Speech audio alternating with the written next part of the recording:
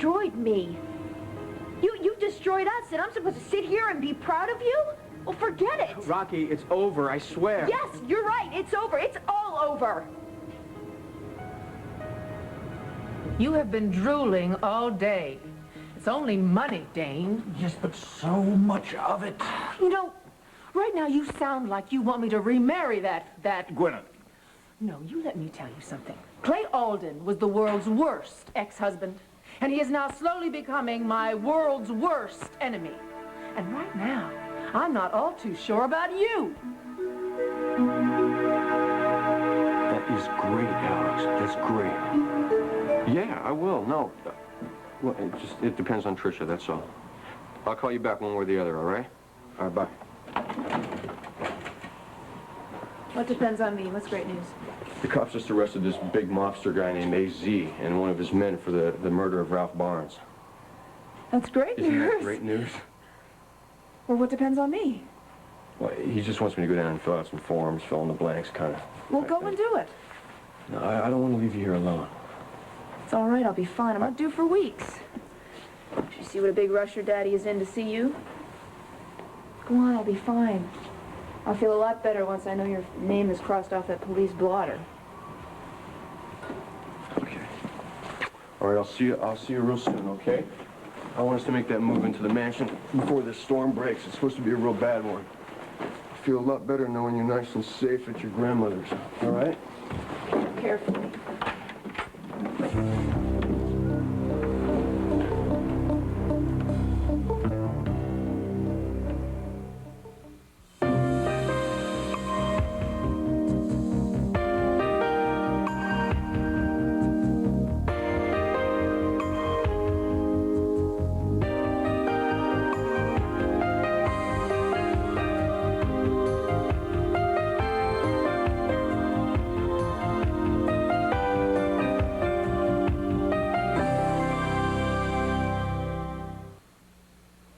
What do you want, Clay?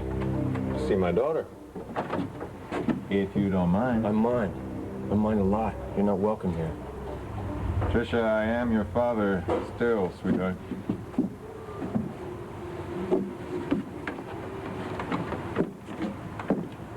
I'll wait till he goes. No, honey, please go. The sooner you go, the sooner you'll get back. I don't want us riding in that storm. It'll be all right.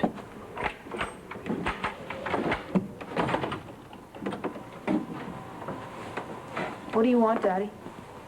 Not to be treated as such a stranger would be nice, although that's not why I came specifically. I assume Trucker told you about your grandfather's will. Yes.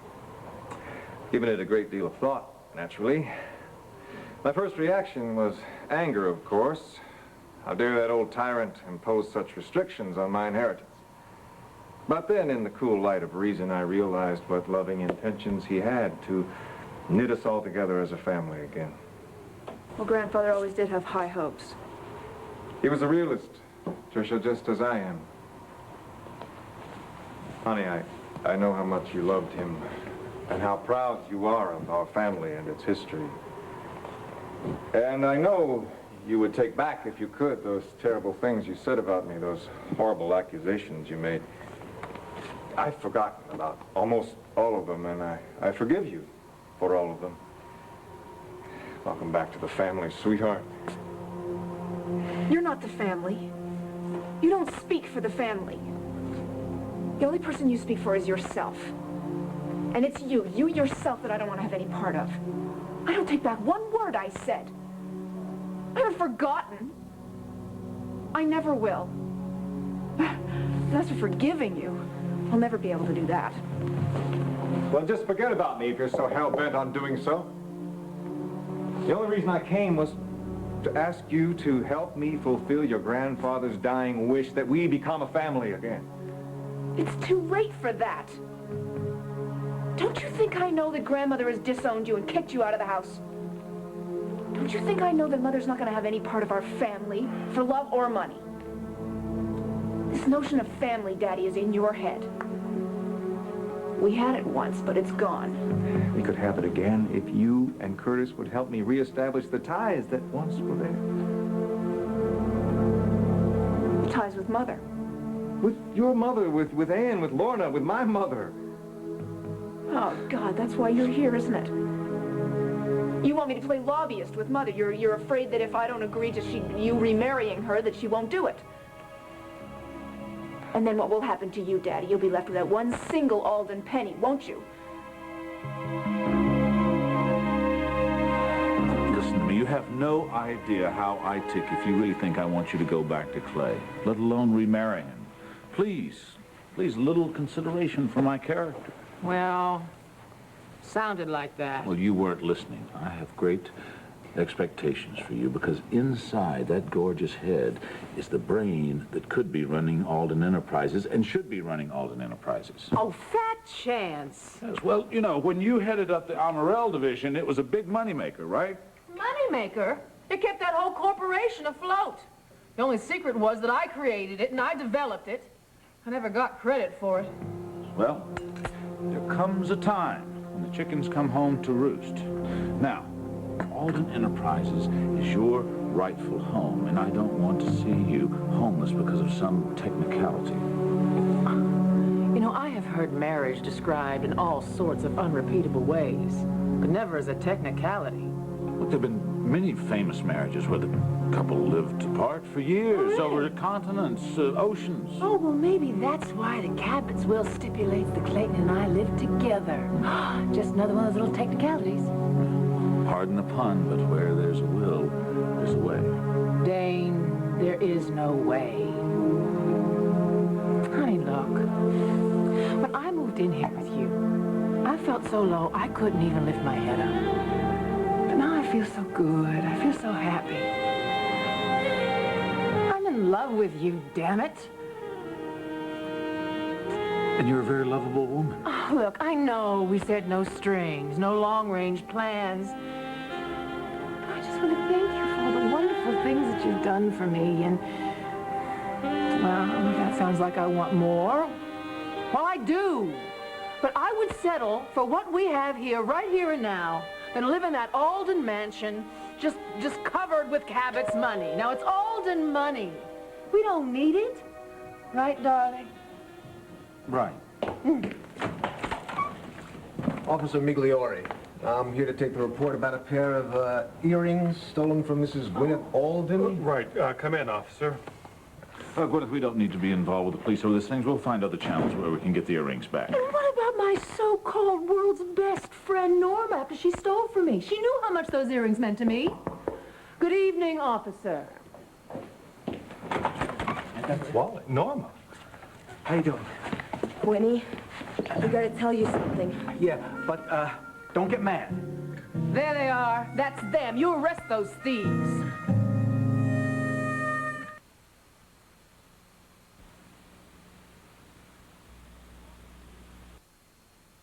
I have a present for you. Oh, yeah? It's not gonna explode, is it? Nope. It's the adoption papers I signed at the agency today. Read where it says father's name. Randolph Montclair.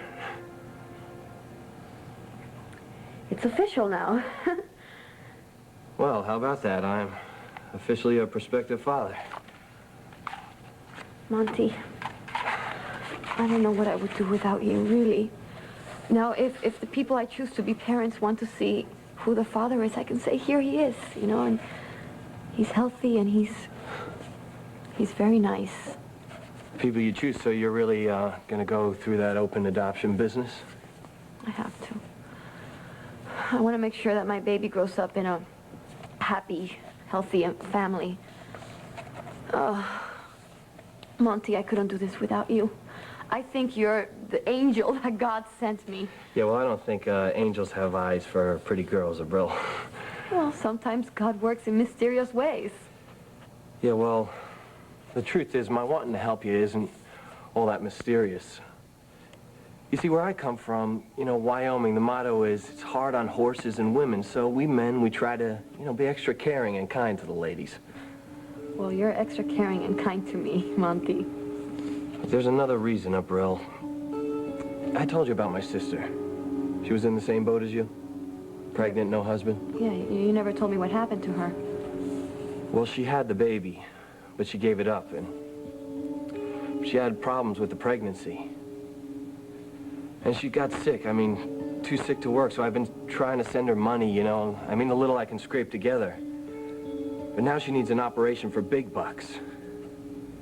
You must be very worried for her. It's all I think about. I think about, you know, who I could go to help me, who trusts me. Might even feel she owes me. I need money, April. I don't understand you. What? $5,000. Well, I don't have $5,000, so... 5, April.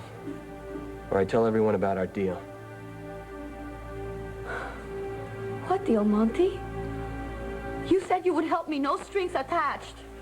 I'm sorry, kid, but I need that money. Fair is fair.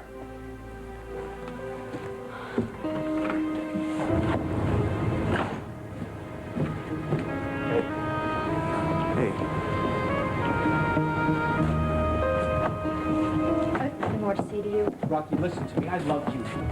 And everything I've done is because I love you. I love you too, Rio. But loving you is killing me. And I just can't take it anymore. Rocky, I was trying to protect you. I didn't want you to worry. Worry? You think I didn't worry about you? I cried myself to sleep every single night, thinking that you didn't want me, thinking our marriage was over. Over, my God, Rocky, next to your life, our marriage is the most important thing to me, but I would risk it for your life.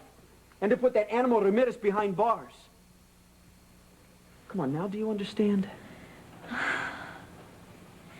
I don't understand why you couldn't have gone undercover with Alex and also confided in me. I wouldn't have told anyone. That couldn't... I would have protected your life the way you've protected mine. Rocky, that couldn't be. Alex just said no.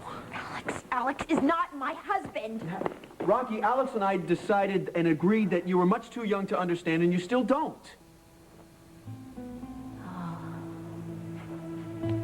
Oh, the hell I don't. I get it now. All this business of faith and trust, oh, it's just one-sided, right? Oh, only the big macho man can handle a secret, and the blabbermouth little housewives have to sit at home waiting patiently, right? Well, golly gee, little naive old me, you know, I should have just been knitting an Afghan or something. At least I'd have something to show for the past 5 months instead of failing grades and suspension from school. Well, you know what? I'll tell you something, Rio. If I ever do knit an Afghan, it's going to be for a single bed. Because you and we don't have a bed anymore. No, Rocky, don't say that. It's true. Marriage is supposed to be based on honesty and on trust. And our marriage doesn't have either one of those. Yeah, well, what about my feelings? What about respect for my feelings, huh?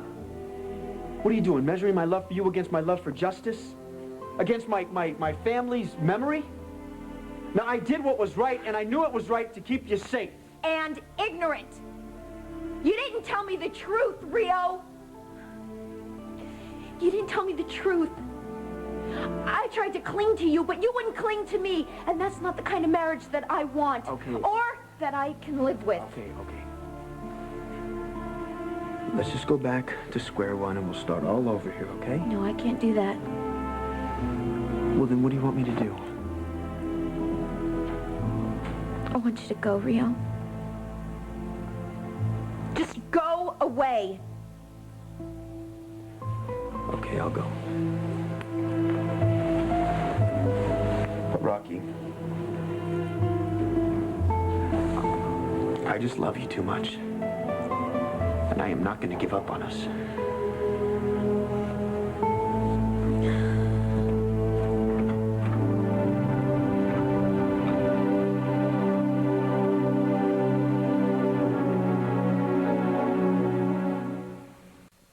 I was so stupid to get pregnant.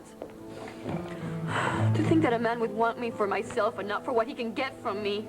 It's not just you, Abril. Clay treats everyone like dirt. He's a monster. I'm talking about Monty. Monty? Come on, Monty's one of the good guys. He stood by you. I mean, he let you tell everyone that he was the baby's father. Yeah, he's wonderful. You know why?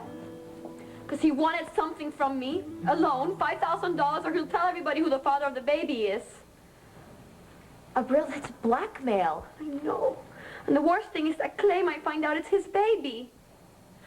Well, maybe he should find out. Look, that's one way to stop a blackmailer. Look, tell him, Abril, he's got tons of money. He can help you until the baby comes. I might have been stupid, but I am not crazy. He's got enough money that he can take my baby away from me. I want this baby to grow up in a happy and healthy family, not with someone like Clay Alden. Just ask Tricia and Curtis how they feel about Father's Day. I was just looking for a way out for you, Abril. But Clay Alden is not it. And you have to promise me that he'll never find out he's the father of this baby, okay? He won't, Abril, no. He will if I don't find this money for Monty. What am I gonna do, Rocky? Winnie, I'm gonna run this by you one more time. I do not steal. And if I were to steal earrings, they wouldn't be phony imitation diamond earrings that Wally could have picked up for 20 bucks. Less at a discount store, Norma. Well, they weren't phony imitation diamond earrings until you got your greedy little hands on them. Winnie, they were never real. Oh. And we know that because Wally and me had them appraised. You what? Appraised. You know where that guy takes the thing and squinches in his ear? Hey, Gwynnie, Norma and I did you a favor, okay? Gwynnie, you got taken. Well, I'm not gonna be taken by the two of you. So where is this so-called appraisal?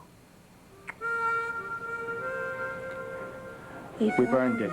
Officer, get these two out of my sight. Hey, what are you doing? Why are you taking me? Oh, please, please, please, just don't take me where my brother Denny is. Please, I beg you. Don't Wait take me where a my minute, brother Wally. Denny is. Don't beg. Don't ever beg. Where's your dignity? And where is your loyalty? I showed you a whole new way of friendship, and this is what I get? Okay, fine. Frisk me. Strip me. Do that police thing so my best friend can stand around and watch. Hey, Norma. Do it. Norma, come on. Do it. I don't care. Come on, Norma. Dignity. Come on, dignity. Hard day, you know. Oh, you did, huh? Yeah. Okay. Well, then, let's do it by the book. Yeah. Then I'll make it easy for you. Go ahead. Okay. Write the book. That's what you want? Yeah, fine. That's what she gets. Boy, she's Thank so you. grand. One Just for you, don't take me where my brother Denny one is. for you. I'm not begging you. I'm telling you. Remain silent. Boy, you are so friendly. Thanks!